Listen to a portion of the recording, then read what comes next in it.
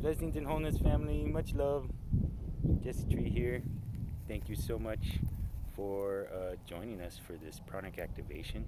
I hope you'll get something out of these next 4 weeks.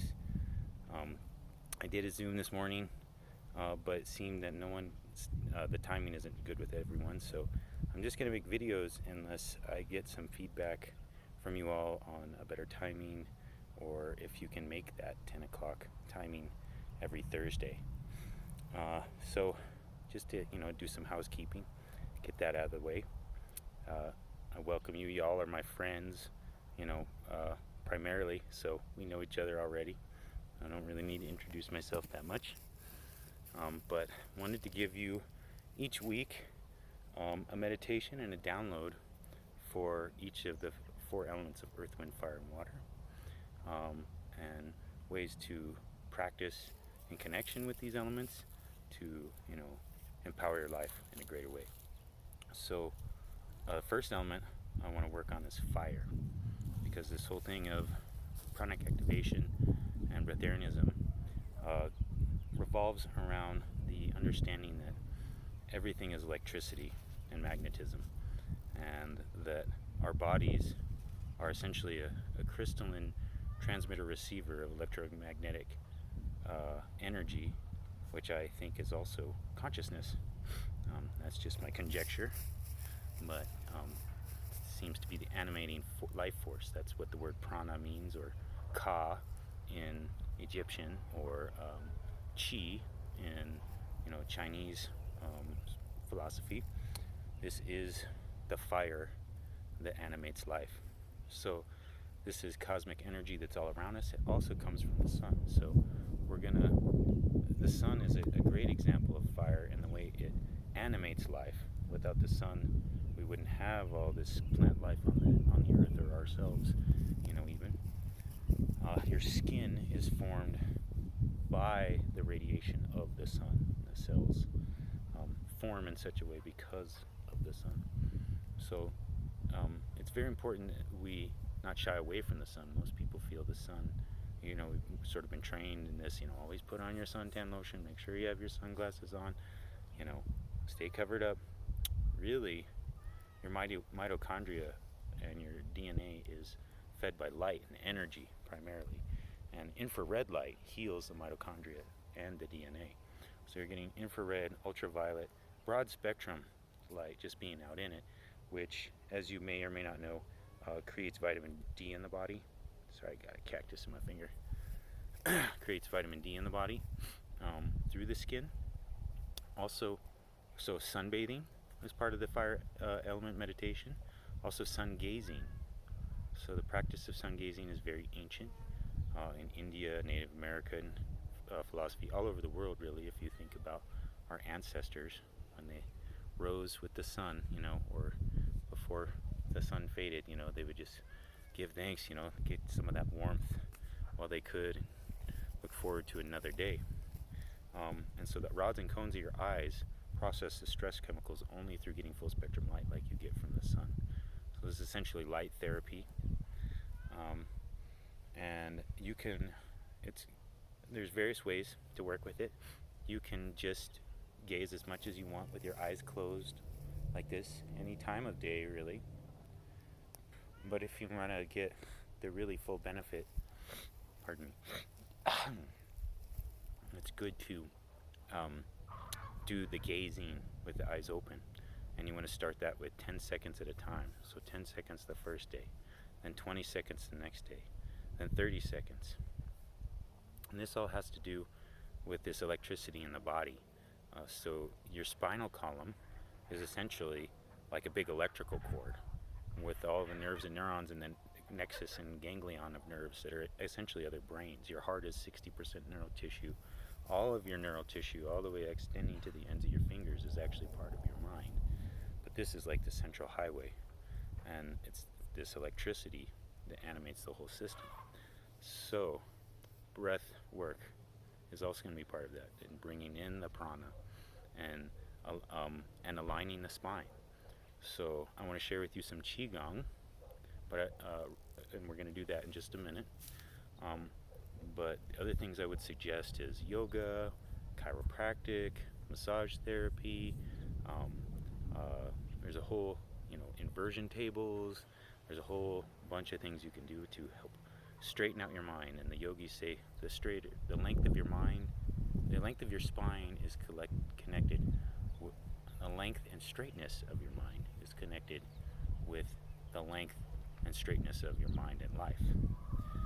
So it's very key to take care of this key, central power station of your spinal column. This is the caduceus in Egyptian, medical terminology. We still see that the staff with the two snakes going up. That's the Kundalini energy, the path of the Ida and the Pingala going to the pineal and pituitary gland. So when you sun gaze, it will activate pineal gland stimulation. It will start to decalcify your pineal gland, and it will start to naturally bring this Kundalini energy, this electricity up into the crown chakra. So it's very healing emotionally, very nourishing and healthy for your body. So the other thing I would say is, after your 10 seconds or 20 seconds or however long you've been able to work up to, afterwards cup your hands and turn on your eyes and turn away from the sun, and just watch the light play and all the little spirals and all the little green orbs to disappear and fade back to blackness, and that way you sort of absorb it more. Palming your hands is a therapeutic exercise even without this, but it conjoins to this practice. Another thing is grounding, in doing sun gazing. If you're thinking about you're building electricity, you want to be able to ground. And you're also going to be sucking more electricity up through your feet. We're going to talk more about that in the earth element section coming up. But suffice to say, it's good to have kind of straight spot posture. You can be sitting or standing, relaxed, with your shoulder widths apart and your knees sort of bent, and you can just absorb the sun. And like I said, it doesn't have to be the first or last hour of the day. You can just do eyes closed, just as long as feels therapeutic. So, the other element of fire I want to bring to consciousness is what in Ayurveda they talk about a person's Agni, which your Agni is your digestive fire. So a lot of people have poor digestion. This can be a number of things. It can be related to, your microbiome and your ability to assimilate and digest food. It can also be a lack of digestive secretions, and or conditions in the body that cause edema, cold dampness, can also, or a damp spleen can also dampen digestion. So we can kick those on with warming herbs, things like garlic, ginger, chili, turmeric. Those will start to stimulate this fire digestion more. So you can take that in the form of teas. You can take that in the form of working it into your recipes. But if that's an issue, think about that as an adjunct. You're going to have the biomedic, which is going to be repopulating your microbiome and cleaning glyphosate and inflammation out. But you may need some digestive herbs, and you may have heat and inflammation symptoms, in which case you might want more cooling herbs for digestion, like licorice root, or aloe, or chia. So that's what the personal consultation's for. If you want to line up a personal consultation for 30 minutes, hit me up. I'll give you 30 minutes a week. So last of all, I want to share this Qigong exercise so you can get that straightness and strength of your spine. So this also is going to build that fire energy, that Qi. So these first moves are going to seem kind of silly maybe, but if you do them, I think you will feel what I'm talking about. So I'm going to start with your your legs shoulder width apart and knees slightly bent. Kind of warm up some Qi in your hands. And we're just going to hold a little golden ball of energy in our hands. Just breathe into it.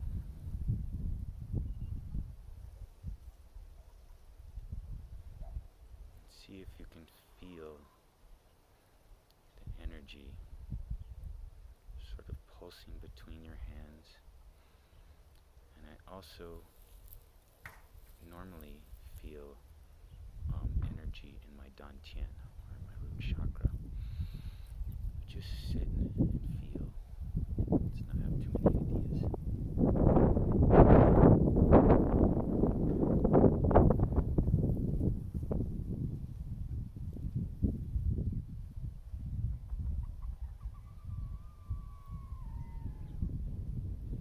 You can do this with me now, or you can do this on your own. Move through it sort of quickly. But even holding your arms like this, it may seem like it's not adjusting anything, but there's these little micro adjustments. And feel free to kind of shake them out.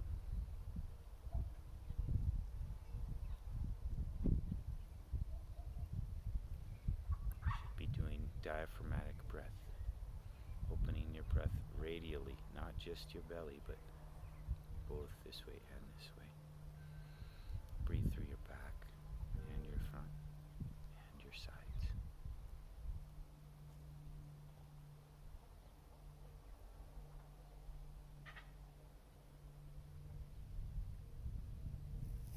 Okay, for brevity, we'll go to the next position, but normally you want to hold these positions as long as is comfortable. So this one I think of as hugging like a big golden bear of energy, or a tree. And just feel the golden energy in there. You should feel this one a little more in your heart chakra. Or at least I do.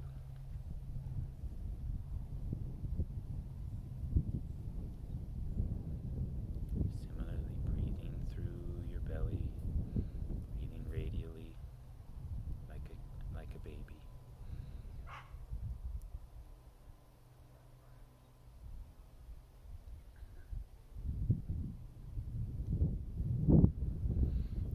Next is the cell tower of energy.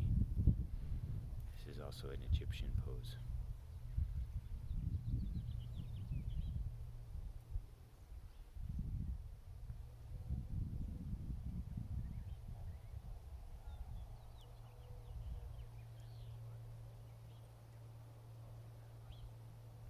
Moving on for brevity, but once again hold this as long as it's comfortable.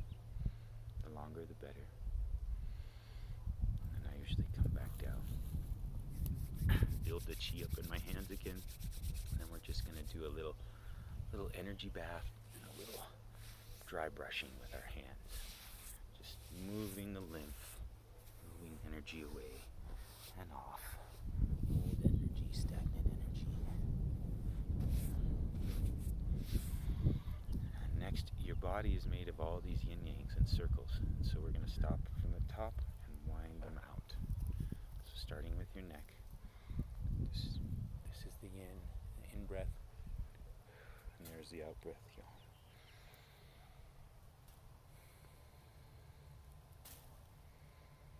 We're going to be nose breathing. As a practice, something I would suggest you try to do as a habit.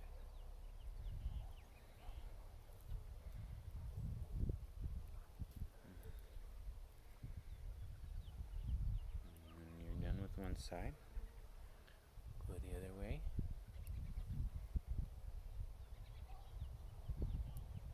Mindful of your breath.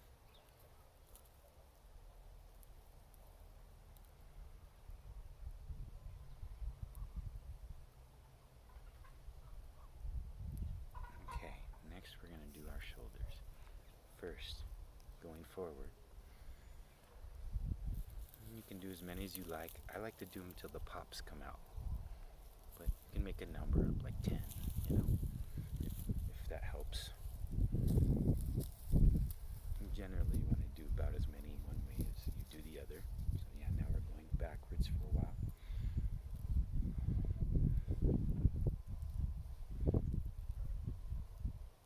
Alright, that's good.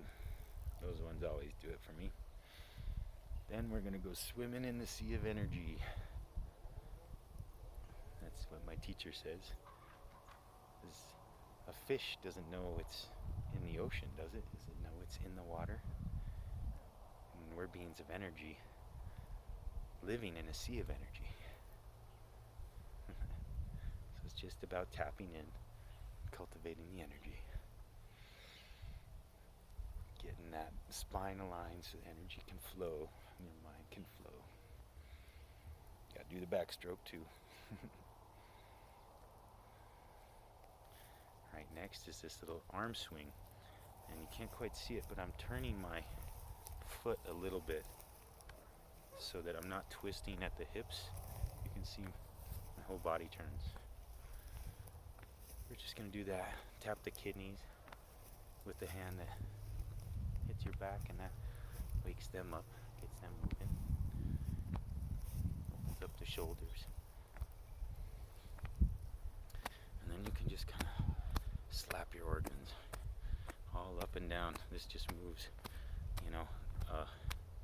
stuff gets stuck in your tissue, and you gotta move it out. So now that we got that, we're gonna do hip circles. Another yin yang.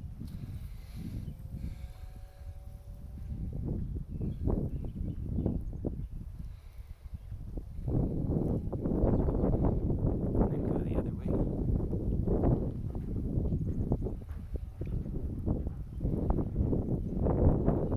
Gather up your hands a little bit more, and let's do our knees.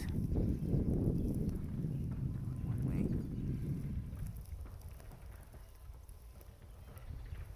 And then the other.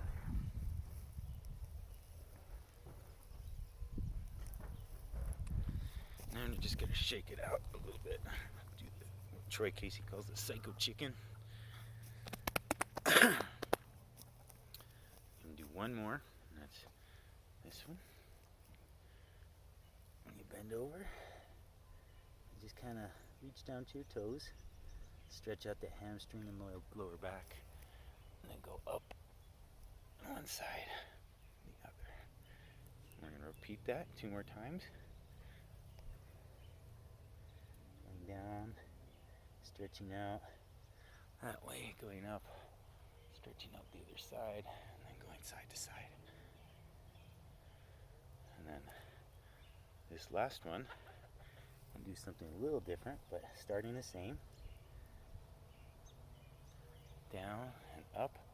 Now we're gonna make a circle like this. 3 times one way, 2, 3, and then 3 times the other way.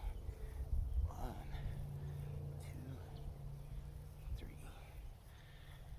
And after that, you should feel a little more limber. So, I hope that was a benefit to you all. Let me know if you'd like a consultation. And thank you once again for joining the cleanse. And love you guys. Bless up.